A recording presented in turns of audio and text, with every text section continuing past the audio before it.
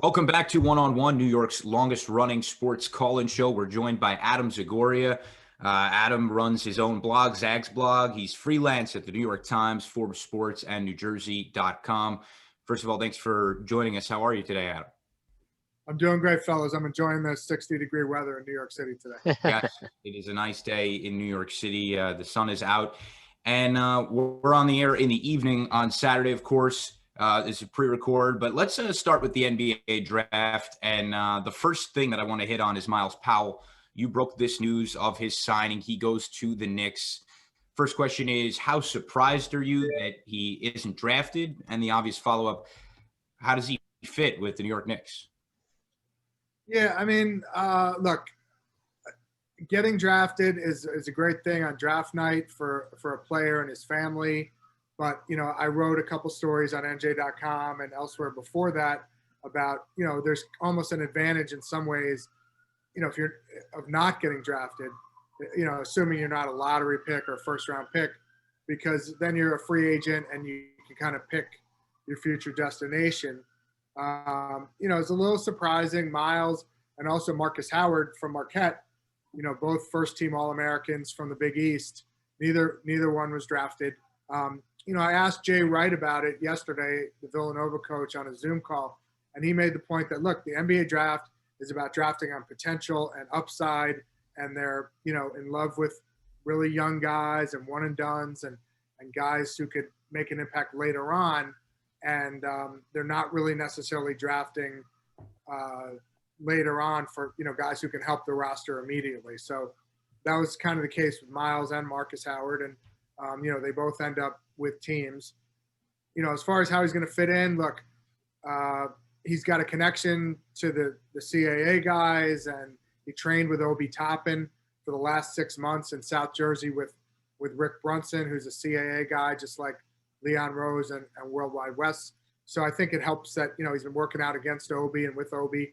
Obviously, the Knicks took Obi with the number 8 pick. And, Myles Powell is a scorer and a shooter. I mean, I covered him at Seton Hall. He's a tough-as-nails kid. He's from Trenton. It's a great local story, just like Obi's from Brooklyn and went to Ossining High School. Myles' three-point percentage was down last year to about 31%. He did have a concussion. He dealt with some injuries last year.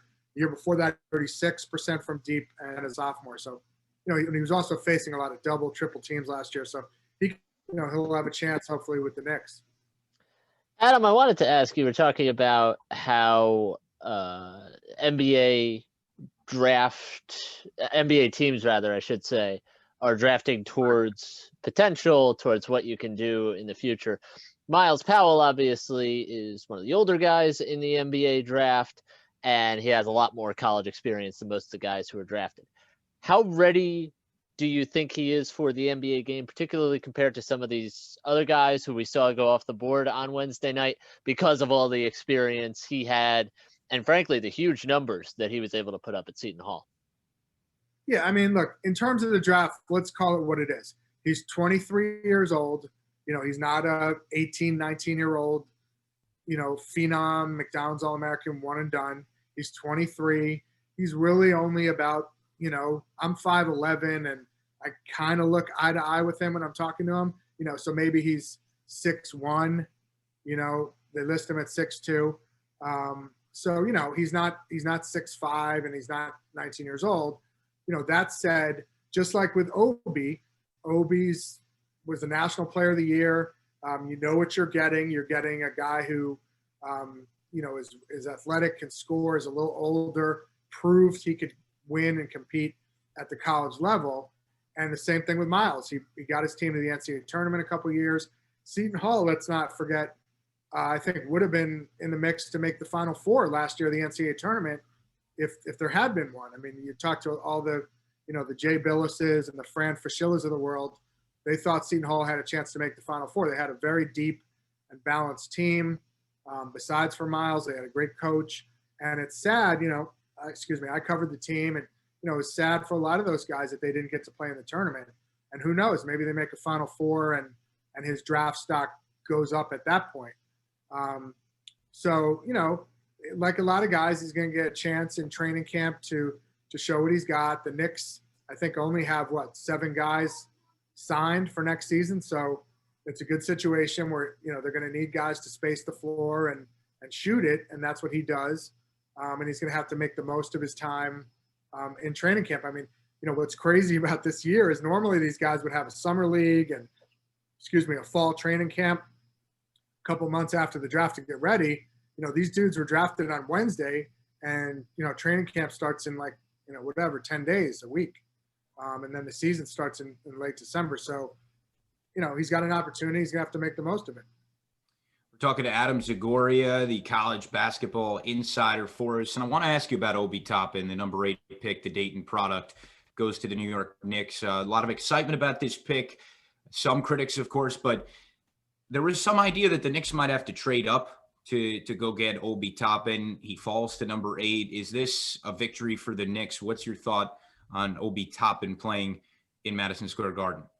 Yeah, look, I think it's great. I mean, it's great that he fell. I think a lot of people are surprised. Obviously, he was a projected top 5 pick. Tyrese Halliburton was also there, right, when they picked, if I'm not mistaken. So they had options. In so many drafts in the past, it's like, oh, they didn't pick Steph Curry, or they just missed on that guy by 1 pick, or they just missed on this guy by 1 pick. I did a story yesterday on Forbes quoting Kendrick Perkins, who said the Knicks, finally did something right here. And I think you got to give them credit. I mean, look, this guy was the National Player of the Year. He won the Wooden Award and the Naismith Award. And instead of, reaching for a project or a young guy, you take the guy who you've seen, dominate college basketball. He led Division I in dunks at 107 dunks last year. He can shoot it. I think he can stretch the floor a little more than he's shown. He can get out in transition. He's going to be a highlight reel in transition. And, plus he's a local kid, Brooklyn, Austining. I mean, what's not to love about that? He seemed overwhelmed by emotions. When he was drafted, his father's kind of a street ball legend in New York City. So, the Knicks under Leon Rose and Worldwide West, hopefully are turning the corner and making some good decisions. Adam, staying on the subject of Obi Toppin, one comparison I've seen in several circles is a lot of people have said that there is a lot of Amari Stoudemire in his game. And Knicks fans obviously remember that prime Amari Stoudemire, when he was in Phoenix and maybe it's the first year or two with the Knicks, really, really good player. Do you think that going into the NBA, Obi Toppin could be that level of player and production for the Knicks at some point here? Yeah, I mean, I think it's tough to ask. Very few guys go into the NBA and light it up their rookie year or make an impact, right away. I mean, guys like LeBron and Kobe and KG, these guys are, generational talents who, they went straight from high school. They were physically able to make the transformation. I think a Zion Williamson, probably could have gone out of high school. He had some injury issues, but, he was a lot of fun to watch when he played last year for the Pelicans. And, these guys are all younger. Obi's obviously a little older. This is a kid who didn't have a single Division I scholarship, at Austining High School, which is pretty amazing, and ends up going to, Mount Zion Prep. But, to answer your question, I think he's going to be, again, a lot of fun. I mean, he knows how to dunk it. He's got a lot of dunks. If whoever the point guards are for the Knicks, get him the ball in transition, he's going to put on a show. It's obviously a little weird. There probably won't be fans at the Garden. So, he won't get that crowd excitement and buzz when he throws down a dunk. You'll have to watch it on the MSG network or whatever. But, it obviously depends on what other pieces they put around him. But I think it's a great pick. I want to switch gears to the NCAA and what it's going to have to face in the pandemic. And we've seen professional sports leagues find a way to have a season. And of course, March is not so far away at this point. Your thoughts on the state of college basketball as it tries to find a way to produce a season for fans? We've seen shutdowns really across the country. What's your thought on college basketball in light of the pandemic? Yeah, it's crazy, man. I mean, I've written a ton of stories on this too. I mean, if you look at just the Big East Conference, there are 11 teams in the Big East. 7 of them have already had to pause due to COVID. and we haven't even started the season yet. Seton Hall is on a pause right now. UConn just came out of a quarantine. DePaul and Creighton in the Big East just announced positive tests in the last couple of days. So that's, 7 out of 11 teams in the Big East have had to pause. The NCAA made this rule that you have to play 13 games to qualify for the NCAA tournament. So I was on a Zoom with Jay Wright yesterday. He was saying teams are just going to, breathe a sigh of relief when they get to 13 games, right? I mean, because if you get to 13, then you can qualify. Right. I mean, everybody's scheduled to play 27, 25 games or whatever. So you would think getting to 13 is not that hard. But I was just throwing out on another interview today, like, let's just say hypothetically, the top 3 teams are Gonzaga, Baylor, Villanova. Let's say these teams get multiple, COVID tests and they end up only playing 11, 12 games, right? Let's say they go 11-0, 12-0, 10-2, whatever, and they don't qualify for the tournament because they haven't played 13 games. I mean, that's unlikely. That's a worst case scenario, but that seems, it's possible. So, look, there's going to be bubbles. I mean, they're doing this Mohegan Sun Bubbleville starting next week with a lot of great games. Baylor and Villanova are there. A bunch of teams are going to be there. It wouldn't surprise me if the Big East tournament ends up in a bubble somewhere, maybe in Mohegan Sun. And then we saw this week the NCAA tournament came out and said they're going to have a bubble, possibly in Indianapolis. So obviously the bubbles worked with the NBA, the WNBA, and hopefully it works so we can have a college basketball season. Adam, a two-parter here. I wanted to ask because I read a while back that you had COVID in, I think, late March or early April, if memory serves. Just wanted to ask, how are you feeling now on the other side of that now for a few months? Yeah, thanks for asking. I got it early, and it was, I was at the Big East tournament that, first of all, I went to a concert at the Garden. I don't know if you guys are old enough to know who the Allman Brothers were. Yeah. But I saw an Allman Brothers tribute concert that Tuesday night, March 10th at the Garden. There were 18,000 people there. I tweeted some pictures of it. People were kind of making fun of me on Twitter and like, Zags is going to get COVID. And then the next day I was at the first day of the Big East tournament. They were giving out the awards. I was standing next to Jay Wright, Myles Powell, Kevin Willard. We didn't really know anything at that point. And then I came home that Wednesday night, as you guys recall, and the NBA announced they were canceling their season or postponing their season. And I think at that point, everybody was like, wow, this is real. This is happening. And, then the next Thursday, that following day, they canceled the Big East tournament, in the middle of the St. John's Creighton game. And then, long story short, about a week later, I started to get, really bad cough and headaches. And, I tested early and turned out I had it. And, it was a rough couple of weeks. I had a fever and the cough was really bad. And then within a couple of weeks, it was gone.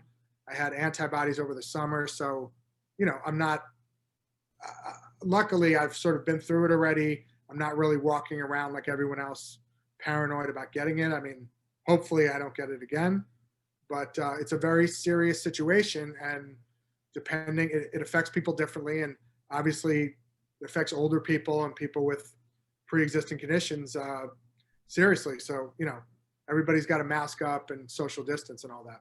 Cool. And that's obviously great to hear. But the second part of this, I wanted to go back to kind of what you were talking about, is that we are probably going to be dealing with COVID throughout the scheduled college basketball season. I think it's one thing for out-of-conference games to be affected, which we've already seen.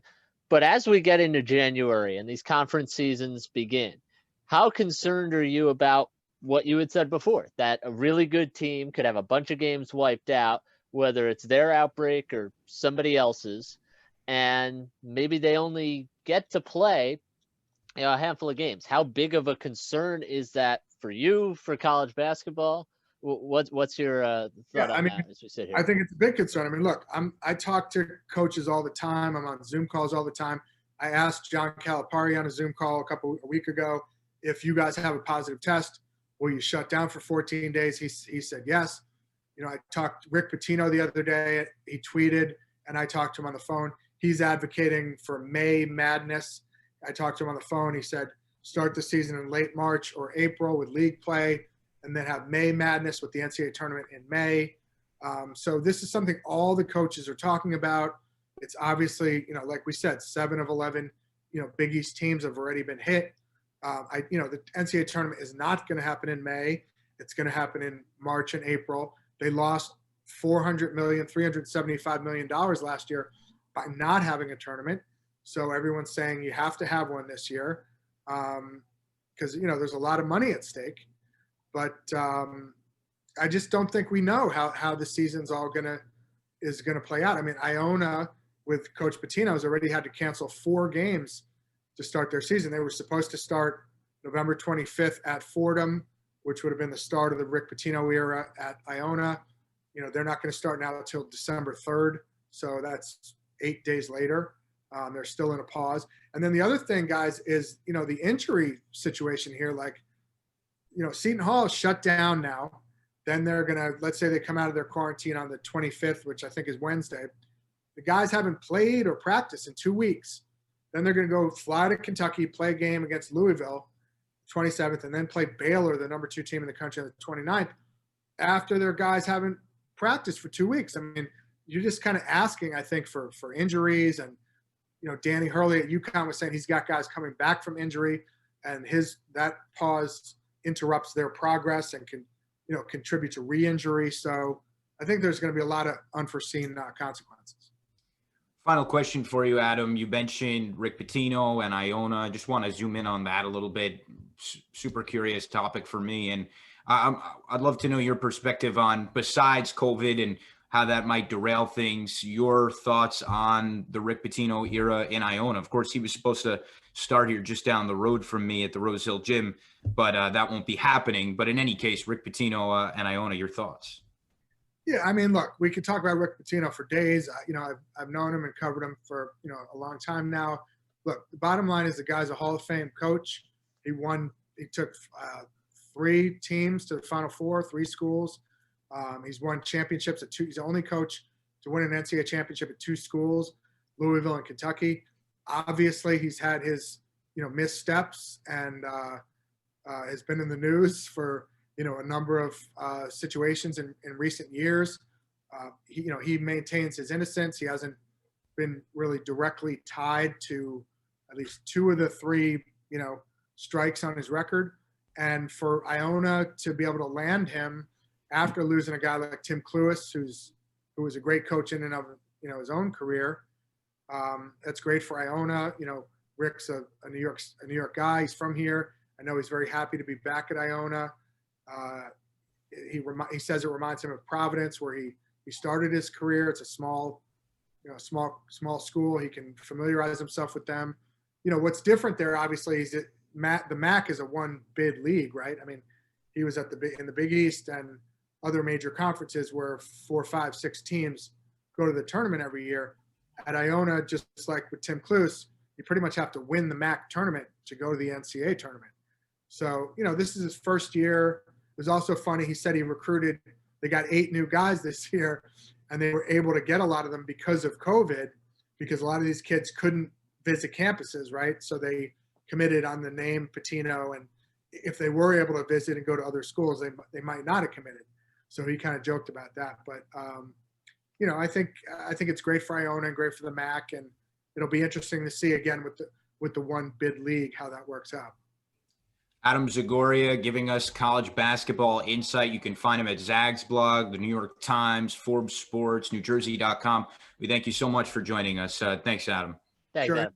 Fellas, stay safe. Have a good Thanksgiving.